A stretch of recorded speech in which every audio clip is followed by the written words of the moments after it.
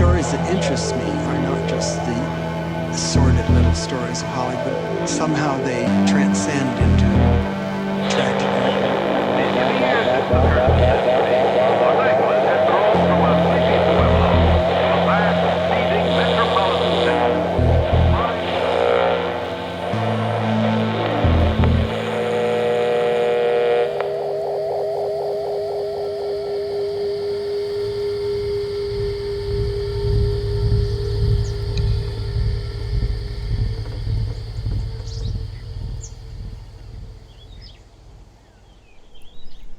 Good morning.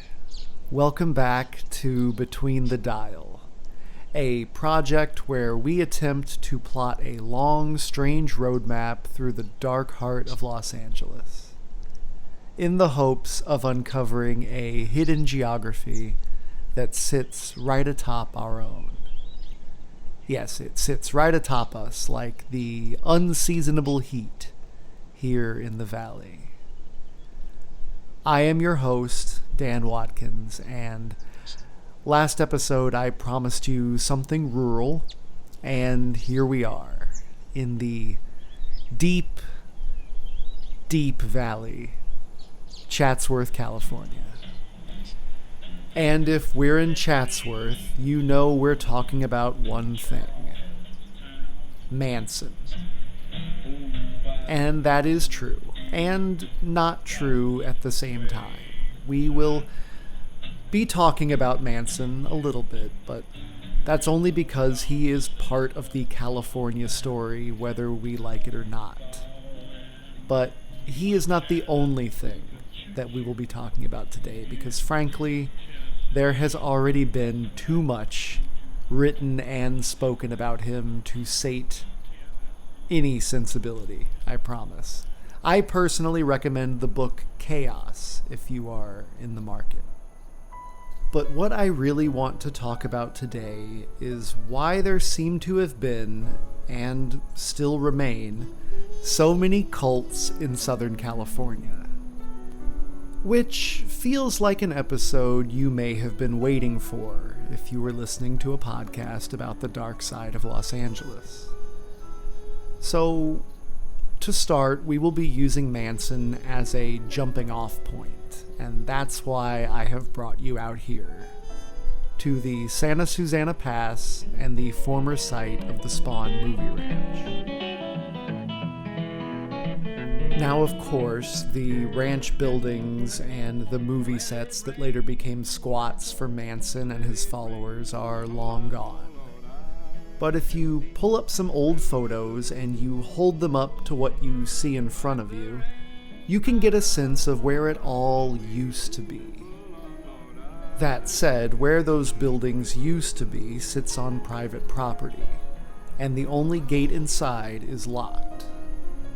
Now, I would never encourage anyone to trespass, obviously, but if you were to want to get into the property and walk the grounds of the old movie ranch, then all one has to do is hop over the thigh-high highway barricade and just walk on in.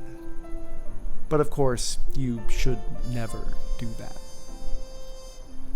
So if you do want to get a good look into the old ranch, then you can pull up into the church parking lot across the street.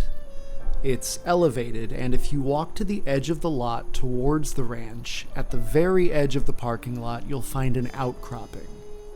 It is on top of that boulder that Ralph Crane took his famous photo of the ranch for Life magazine in 1969. If you stand there and look down with the right kind of eyes, you can almost see the stables to the left, George Spahn's house to the far right, and that wagon with Spahn Movie Ranch painted across it in the middle. Then, of course, there's that rocky hill that just looms over it all. The land is still flat in front, as if just waiting to be redeveloped. Spahn Ranch, due to its association with Charles Manson, has become synonymous with the dark side of Los Angeles. it could very well be considered one of the many quote-unquote hell portals that dot the city, right up there with the Cecil Hotel, the Devil's Gate Dam, and the Comedy Store, just to name a few. But I would like to talk a bit about Spahn Ranch, the actual movie ranch, before Manson. And before you groan, trust me, there's still plenty of death and mayhem to go around. So let's go back and start at the beginning. Bronco, Bronco. The land that would become Spahn Ranch was, best I can tell, first owned via homestead in the 1880s by a Mexican immigrant named Dionisio Sanchez and a guy from Indiana named James R. Williams. And they lived there peacefully with their families. The property was then purchased in 1928 by Sharon Atkins. No relation to the Manson girl, Susan Atkins, that I can tell at least. And then Atkins sold it in 1947 to a couple named Lee and Ruth McReynolds. Lee was actually the first one who decided to turn the place into a movie ranch, and did so by building a few Old West sets next to his trading post.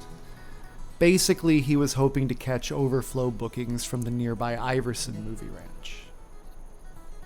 It had just enough infrastructure to be suitable for most TV shows and B-movies.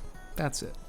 And it's in that condition that Lee sold the property to a dairy farmer named George Spahn in 1953, who then gave it the name Spahn Ranch. He continued to allow filming through the 50s and 60s. He even added a few sets here and there. It seems that the Lone Ranger starring Clayton Moore was the highest profile production to grace the lot, but by the 1960s, both the filming and the dairy business had dried up for old George Spahn, and he got by renting out his horses for riding on the property. Then, of course, in 1968, the so-called Manson family moved in and lived for free in exchange for performing manual labor around the ranch. And the rest is a matter of well-worn record, but I'd like to back up a little bit once again to a time before Manson. Actually, I'd like to go all the way back to before George Spahn. I want to go all the way back to the end of World War II, when a man claiming to be a U.S. Army vet rolled into the port of Los Angeles, like so many did at the war's end. I talked a little bit about that last episode, how returning soldiers with physical and mental disorders and no family or safety net to speak of were partially responsible for sowing the seeds of what would become Skid Row. Well, this supposed vet that I am talking about may have been stricken with some sort of diagnosable mental illness, but instead of debilitating him, he was able to weaponize it. And at the time of his violent death, it had netted him money, power, and influence. This man was named Francis Pinkovic, but that would not be the name that he would be known by. He would instead be known to the world as Krishna Venta, and he was the leader of the Southern California cult known as the Fountain of the World. Krishna declared himself to be Christ in 1948, and claimed to have been born on another planet called Neophrates, roughly 240,000 years ago.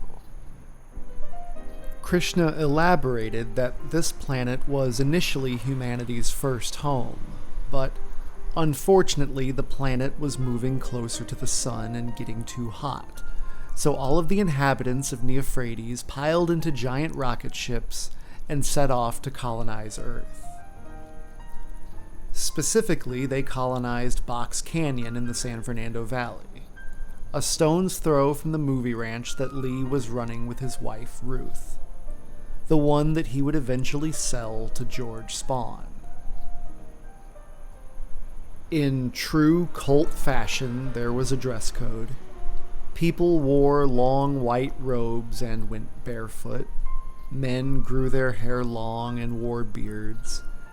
And in truer cult fashion, one of the requirements for new members is that they relinquish all of their worldly possessions to the cult. Specifically to Krishna Venta. This usually wasn't a problem because most who joined really didn't have much in the way of worldly possessions in the first place. But it would be this little rule that would ultimately be the undoing of Krishna Venta. Los Angeles, evangelist Krishna Venta, self-styled New Messiah, and his wife surprised Londoners on a spring The morning. Fountain of the World would have likely died in anonymity up in the rocky hills of Chatsworth if it wasn't for Standard Airlines Flight 897R. 2 million in the rest of the world. The flight left Albuquerque Municipal Airport at 4:24 a.m., bound for the Hollywood Lockheed Air Terminal, which is today known as Burbank Airport. The flight received clearance to land at 7:36 a.m., but no further communication came from the flight. What happened was that upon descent, the plane hit a patch of fog, and in order to navigate out of it, the pilot took the plane below the minimum altitude, and the right wing clipped the side of a hill. The plane spun around 90 degrees, struck the ground, and then bounced up 300 feet into the air before settling in Chatsworth. Basically, this plane crashed right into the backyard of the Fountain of the World. And as a result, they jumped into action. And were the first on the scene to assist the survivors and pull bodies from the wreckage. And they proved themselves to be capable first responders. Krishna himself was there in his bare feet amongst the wreckage, directing survivors to evacuation routes. All told, 13 passengers lived of the 48 on board, and because of their assistance with the rescue effort, the Fountain of the World received a litany of press coverage. In addition, the group also helped to feed area homeless and even pitched in to fight wildfires from time to time. Which is a hilarious image to me, but all the press coverage resulted in hundreds of new members, which of course meant a sizable influx in cash, due to all the worldly possessions that they were collecting. New members came from all walks of life, from blue collar to white collar. They all worked 6 days a week, tending the small herd of goats and sheep, harvesting vegetables, and baking bread on an outdoor wood stove. Basically doing the trad wife thing before it was a thing. In addition, children were communally raised and homeschooled, and marriages were allowed only on March 29th. Which was Krishna's birthday. Which is a little weird, and weirder is that marriages were intended to be non-sexual. Now, how many times have we seen this in cults? This imposed celibacy from the leader who, as we will see, does not exactly practice what he preaches. Now, as you may be sensing, all of the goodwill and good press did have a dark underbelly to it. First, Venta was arrested and imprisoned in 1956 for failure to pay child support. Surprise, surprise. I did a little more digging, and that is why I have called into question his military service. He may have served, he may have not, but I have seen no proof of it. What we do know is that he was born in 1911 and spent most of the Great Depression as a hobo, riding the rails as hobos are wont to do. During the early years of World War II, he was arrested for writing threatening letters to President Roosevelt, did 9 months in jail for petty larceny, and to top it all off, spent a month in the California State Mental Hospital. Once he got the cult up and running, he would make frequent road trips across the United States under the auspices of spreading the word of the Fountain of the World. But those trips often featured stops in casinos in Las Vegas, where one night he lost $3,000 of the Foundation's money playing craps. The evangelist will later travel to Paris. Venta had long claimed to be a descendant of past leaders of men. Joseph Smith, Abraham Lincoln, Moses, Christ, and with their power he was privy to prophetic visions. And these visions began to grow increasingly apocalyptic. Apocalyptic in a way that may sound familiarly racist to anyone who has studied the Manson case. Venta told his followers that the end of the world as we know it was imminent, and would come in the form of a racially motivated civil war, which he said would see the black population rise up and vanquish the white population, with help from the Russians, which was definitely in line with some of the Cold War thinking of the time. However, it doesn't stop there, because then, according to Venta, the Russians, being the traitors that they are, would turn around and conquer their allies and take over the world. While all of this was happening, Venta and his followers would be hiding out in a secret valley from which they would emerge, conquer the Russians, and build, ironically, a shining new world of equality, justice, and peace. And Krishna Venta would be the Messiah of the world. After all that, if Charles Manson doesn't sound like the biggest plagiarist, then I don't know what to say. You all know about Helter Skelter, right? Do I need to go into Helter Skelter? Okay, briefly. Manson was said to have stated in 1968 that the world was on the precipice of a race war between black people and white people, and this war would lay waste to the world as we know it. During the war, Manson and his followers would hide out in an underground cave in Death Valley. Once the black people vanquished the white, Manson and his family would emerge and assert dominance over the victorious black army and become their leader. Sounds similar, right? Both incredibly racist, almost identical in-time prophecies.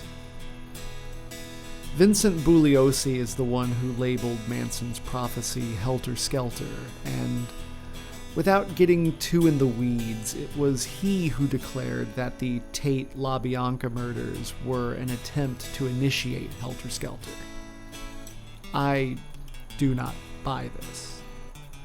Don't get me wrong, Manson was a disgusting person and absolutely belonged in prison.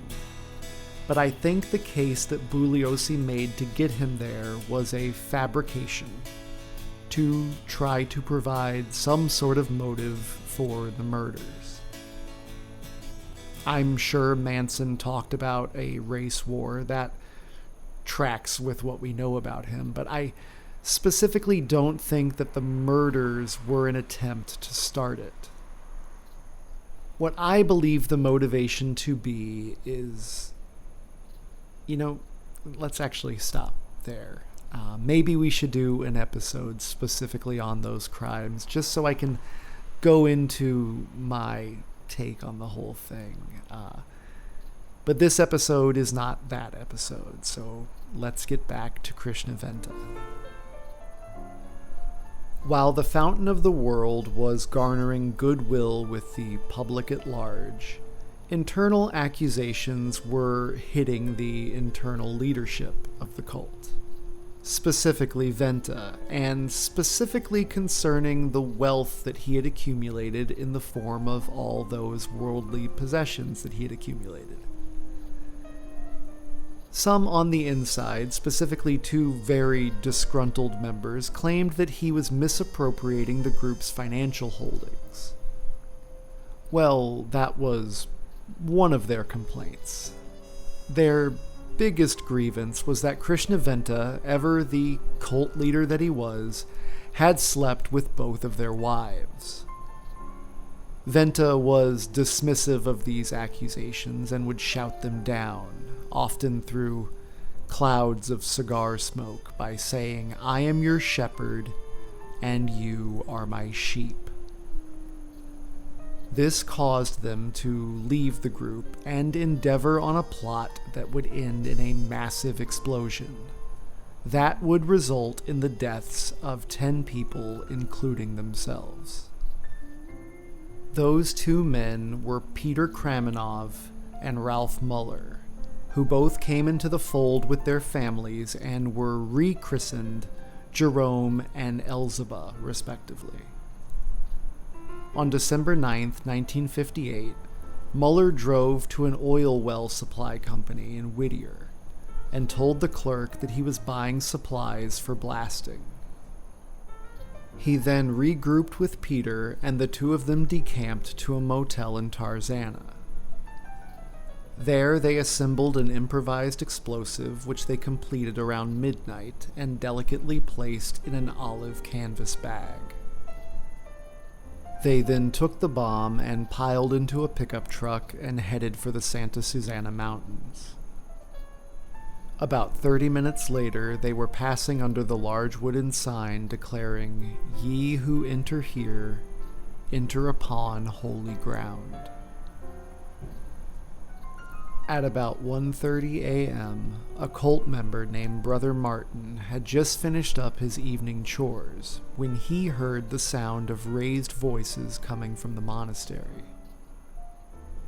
He cautiously approached and saw that the lights were on, and that Krishna Venta and his number 2, Cardinal Jean, were having a heated conversation with a young man in his mid-20s. Carrying an olive canvas bag. As he got closer, the 3 men noticed him, and, embarrassed, Brother Martin excused himself and headed back to the men's dorm. He only made it about 200 meters before he heard a blast that blew off the top of the monastery. It damaged several nearby buildings along with it, and, ironically, blew the engine door off the nearest fire department, causing a delay in their response. The coroner recorded a total of 10 deaths by extreme mutilation, including Krishna Venta, Cardinal Jean, and the 2 bombers, Peter Kramanov and Ralph Muller. The youngest victims of the blast were Keela Baker, age 7, and Cardinal Jean's son, Elwyn, age 11. So let's get out of here, shall we, and head somewhere else, but we'll keep it in the valley. Where I want to take us is Valhalla Memorial Park in North Hollywood. It's no Hollywood Forever cemetery, but it does boast its own roster of celebrity interred. Colin Higgins, who directed 9 to 5 and wrote Harold and Maude, is buried here. Criswell of Plan 9 from Outer Space is here as well. Thelma White from Reefer Madness is here, and of course, Krishna Venta is buried here in an unmarked pauper's grave. But for those who are looking, it's section 2064, lot 17. You'll notice a very obvious gap in a row of grave markers. And that's him. After he was laid to rest, his wife Ruth assumed leadership of the cult and rebuilt some of the buildings damaged in the blast, but post-bombing membership saw a predictable exodus. I've heard from a few sources that Charles Manson actually paid a visit to the Fountain of the World around this time with a few of his followers, and even made a run at leadership, attempting unsuccessfully to usurp Ruth. He and his followers would of course end up settling just up the road at Spahn Ranch, while the Fountain of the World would linger on into the 1980s, when they would officially disband. But in a thousand flowers bloom sort of situation, one of Krishna Venta's followers named Dorothy Martin would go on to lead the Seekers, the first recorded UFO doomsday cult. 3 members of the Fountain of the World, husband and wife David and Gladys Smith, and Irma Winfrey, who was actually pretty significantly burned in the bombing, would find themselves deep into another cult when they were 3 of the 918 people who died in the jungles of Guyana as part of the Jonestown Massacre. But why so many cults in California? Well, in the case of the Fountain of the World, I believe it was a mixture of available land, the growing interest in communal living, and the post-war search for meaning and identity. California is often said to be a land of searchers, and if you are roaming the United States in search of answers, California is where you run out of land, and so people decide to settle and make a go of it. But maybe that's not it. I don't know. I think the more we look into these groups, the more a picture will start to emerge, getting clearer and clearer until the answer is legible and all of it makes sense. But until then, we will continue to make these roadmaps and examine the patterns. I hope you have enjoyed the trip so far, but it is time for us to call it a day. You still have the evening in front of you, and I encourage you to do something interesting. Take a drive somewhere you've never been. See what's there to see. Go home and think about it. And of course, when you do, please drive safely.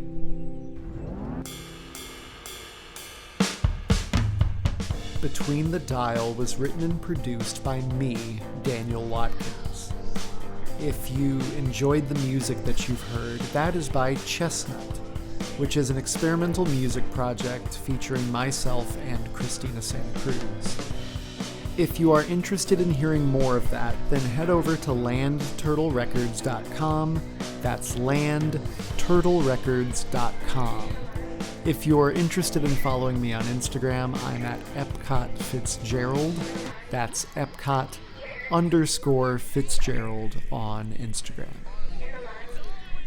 Have a good night, y'all.